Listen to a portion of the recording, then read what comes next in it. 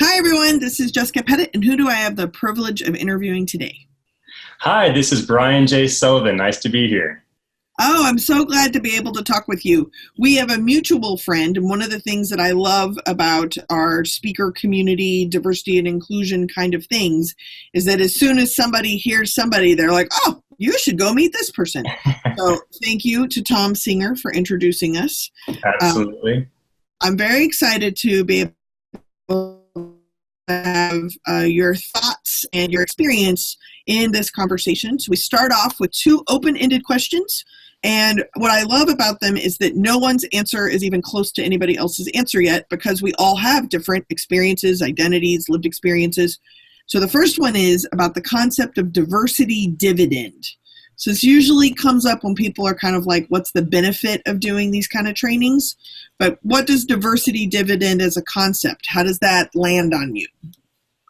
You know, I actually love that term because I think for a long time, particularly in my profession as an attorney, I think lawyers have viewed diversity and inclusion efforts as being these sort of piecemeal opportunities within organizations to, check the box in some circumstances, quite frankly, for corporate compliance and for PR reasons and this kind of thing. But the really awesome part of it is that if you're doing diversity well, and if you're doing inclusion well, if you're doing equality well, which is really, what I like to talk about, then you are simultaneously driving forward the morale of your organization. So, the diversity dividend, phraseology, if you will, that makes sense to me, because you can't improve, if you're improving your culture, then that's great for any business or any company. Mm-hmm. Yeah, absolutely. All right. And what is another concept that's kind of connected to that is asterisks, other duties assigned. So sometimes these are things given to you that you're not rewarded for, leads to burnout. Sometimes these are things that you take on so that you can build your own community and be of service. In your own work experience, how have other duties assigned shown up? Oh, gosh. I mean, maybe a bit of them are self-imposed, to be honest with you, because, again, in my profession and kind of what led me into the work I do now is that I was going to all sorts of events, conferences, educational seminars with other attorneys. And I wasn't finding really adequate answers for how we address in a proactive manner the problems that we were all seeing around the country and around the world in terms of workplace harassment. Mostly what I was hearing is how we manage liability and how we mitigate claims once they're made. And so my other duties assigned kind of organically became thoughtfully considering how do we approach these problems in a way that prevents them from occurring in the first place, as opposed to just managing the consequences. Yeah, absolutely. Which is why we were put in touch with each other in the first place. Can you talk a little bit about how your work has evolved, the double standards that you see, connections between, I know in some of our conversations we've talked about dignity and microaggressions and those double standards. Talk a little bit about what you do. Yes, absolutely. So you mentioned dignity, double standards. Those are a couple of things I really like to talk about because, what's been interesting is as I, started down this path, I think speaking at various conferences, for example, one of the first events I ever did was an International Women's Day celebration. And I was the closing speaker at an International Women's Day event. But here's the real tragedy, Jess, is that I was the only male in the entire room. Mm-hmm. I was the only man there, and I was the speaker. And so it's sort of proof in the pudding, right? I mean, you're literally seeing it to your left and right and all around that, it's crazy that, for example, just on the gender piece, and on this particular occasion for International Women's Day, there would only be the demographic, that too often has been subjected or victimized in the workplace particularly, that they be the ones who are the catalyst for solutions. It just seemed kind of preposterous to me. And so, that's a double standard that I like to talk a lot about, is that why are we just leaving it up to those who are subjugated and often victimized to be the ones to propose solutions and enact those? Mm-hmm. The other thing that's really kind of hit me full force as a new father I have a 15-month-old daughter. What? Yeah, that's right. That's right. She's just now walking and starting to babble. It's a great deal of fun. Of course, a whole lot of work, but a great deal of fun. But what hit me is, as a new father, the double standards as it relates to parenting. Mm-hmm. I mean, this is just incredible stuff because, I think we find ourselves in an era where management has thoughts about how parenting dynamics work, how family dynamics work, that are of a generation ago, right? So the folks who are my parents' age, around 60 years old or so, who are in management, those folks are often bringing in these preconceptions of how families operate in the modern day. Mm-hmm. And so I've heard some incredible things uttered both to myself and my wife that impose greatly different standards on how we're supposed to be in our family. Mm-hmm. And you just can't make this stuff up. I had an executive one time who knew both my wife very, very well and knows me very, very well, independently, our own relationships, said to me when my wife was about 7.5 months pregnant, he said, "Brian, when the baby arrives, your weekends sure are going to change. Your weekends sure are going to change." And I thought it was a joke. I mean, I literally thought I was like waiting for the pin to drop, right? And then everyone to laugh and talk about how absurd that line of thinking is. He was dead serious. And so, I kind of looked at him, and when I realized he was actually serious, and I said, well, I kind of think that my every waking moment is going to change. Right. Right. And probably a lot of my moments when I'm not awake in the middle of the night, those are going to change too. But it was just an amazing example. This wasn't an acquaintance. This was something, like I said, knew me and my wife personally. Mm-hmm. And it just sort of was a light bulb moment. It was like, oh my gosh, like this is pervasive thinking in management. And I've got to address that head on, especially as a male. Mm-hmm. Especially as a male, it's important that we be out there talking about these kinds of things. The very term, this one really bothers me, Jess, and this one gets me kind of every time I hear it. This term of quote unquote co-parenting. Mm-hmm. I feel like we should delete that word from the English language. Listen, it takes two to tango, right? And so when you become a parent, you're parenting. Now that looks different in different units and different families. People take on different responsibilities. But at the end of the day, it just really just gets under my skin when I hear that term, especially from some of the males I've heard it from, of, I think I might want to be co-parenting when the baby arrives, or I think co-parenting is for our family. Well, hold on a second, Buster. Like, you're a parent just like, your partner. And so that's another thing I like to talk about. And it really affects, when it comes to parental leave policies in organizations, some of which, have only traditional maternity leave policies, and some of the structures within organizations that set them up for problems, quite frankly. Yeah, absolutely.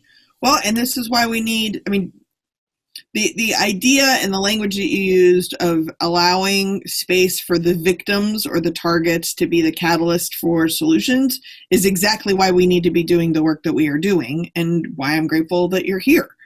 Are you by chance ready to handle my two favorite questions?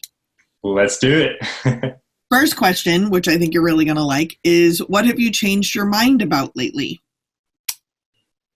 Oh gosh, what have I changed my mind about lately?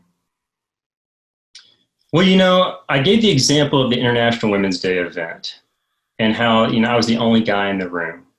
Well, it's been interesting, as time has moved along and as I've gone across the country, I feel like some of my preconceptions or some of my thoughts I had entering this business would be that, I might be sort of the lone wolf out there. Right? A lot of the times when I get on stage and people hear, okay, he's going to speak about equality, and oftentimes that falls within the diversity and inclusion umbrella, people are often shocked to see that it's, a 32-year-old white male. Here's the thing. I am not naive to the fact that I have literally benefited from my entire life. I have been a beneficiary of a lot of the things I talk about and a lot of the injustices that still are in our world. So I think what has changed, something I've changed my mind on, is that I'm that lone wolf I once thought. It's really been cool. And I live in Austin, Texas. This is a tech town. And what I've seen, particularly in companies that move here, or open offices here, and young, innovative entrepreneur types, is that the needle really is moving. Mm-hmm. And it's changed my mind on, what we can do together and what's possible right now, even in short order. I mean, I've seen, for example, there was a recent lawsuit where a major bank, a big worldwide bank, settled a case for $5 million. And the whole case revolved around its discriminatory practice and how it implemented its parental leave policy. Mm. And the problem is they weren't allowing a male to be designated as a primary caregiver. Mm. And so, when that all wrapped up and the settlement was made, it was kind of a light bulb moment for big corporations, I think, that, hey, you know what, we really do need to reassess. We do need to take a hard look right now at what the changes are we need to make. So thankfully, the thing that's, has changed my mind is a positive step in the right direction. Yeah, it's great. It's I'm not going to lie that even in knowing you and having this conversation, the visual impact of what it means to have like a good-looking attorney, Texan, mid-30s, new father, aware of the privileges and aware of the differences that other people are experiencing. Even me doing this work for over 15 years, it's still wow, right? That's what needs to shift. It needs to become less of a wow and more of a Wednesday. Mm-hmm. Absolutely. Yeah. Right. Our new normal. Yeah. What do you absolutely know? What do I absolutely know? I absolutely know that I do not know everything. In fact, I know far from everything. But that's really the beauty of this. And actually, Jess, here's what's cool too, is, you were mentioning some of the demographics or some of the boxes I fit, right? Mm-hmm. I didn't choose this body or this, skin I was born into or anything else, but it is what it is. It is who I am. But what's cool is so many things that I had no clue about that I'm learning along the way, because it's been so different from my experience as a human being in this life. Mm-hmm. And some of the things I've learned from you and people that I've learned from in my audiences, the stories that I've heard after the presentations are over and the ways that people relate. I mean, I remember an event I did in Las Vegas, and I had in the audience, I had men in their mid-60s and even their 70s, of racial minority groups, and I had young women in their 20s, just entering their professions. And what was so awesome is that afterward, I had folks all along that audience spectrum in tears, quite frankly. Mm-hmm. And the men came up to me afterward and said, Brian, now I really have something to go home with. Nice. Now I have something that I can really use to reevaluate my very paradigm, the very way I look at the world and look at people. And women would come up and say, Brian, while you may not have been in our shoes before, thank you for trying to help us carry the torch. And that's really how I see it, Jess. I'm not in any way, shape, or form pioneering anything with what I talk about when it comes to equality. I am so far in the back of the line on this, but it's just something I feel super passionate about, and really something I think we have a perfect opportunity at this moment in history to really make a meaningful difference. Yeah, well, and obviously I agree, because I check a lot of the same boxes with you as well, right? And that's an important thing to note, is how othering, even those of us with the most privileged identities can be. That's why we all have to do this. Right. Are you ready for the lightning round? Let's do it. All right. So I have icebreaker cards. You've picked 3 random numbers from easy, intermediate, and deep questions. Your first one is number 17, which is, and you have to answer these as quickly as possible, when and where have you experienced the most peace? I had the opportunity to climb a volcano in Panama when I was studying abroad in college. And I did it through the middle of the night so that when we got to the top, you could see the sunrise above the ocean. And that was probably the most peaceful moment I've ever experienced. The one other I have to mention, though, is the birth of my daughter. to watch a life born into this world, to watch that first breath and this, totally new everything is a moment unlike any other.